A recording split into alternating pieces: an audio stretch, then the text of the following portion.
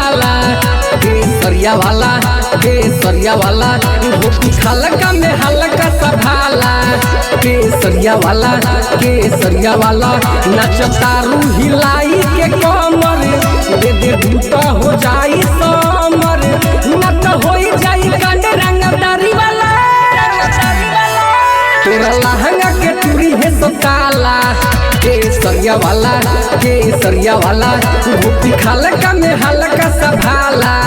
केसरिया वाला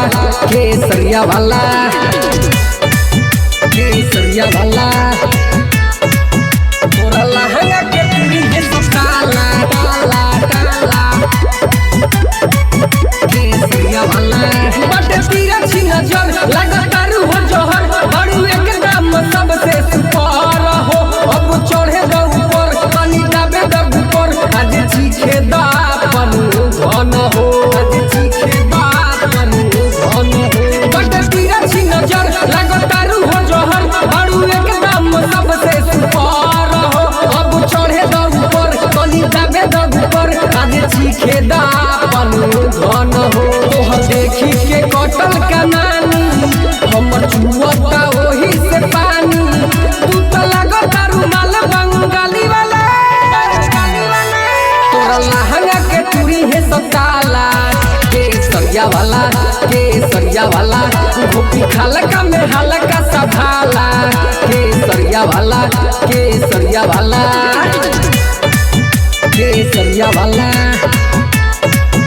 तोरा लहंगा के चूड़ी है सताला केसरिया वाला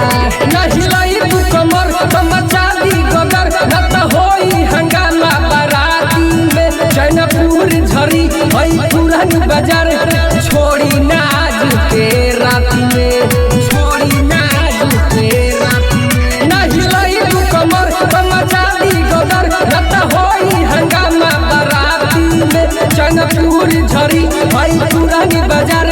छोड़ी नाज के राती इहा चलेला होनी के चलती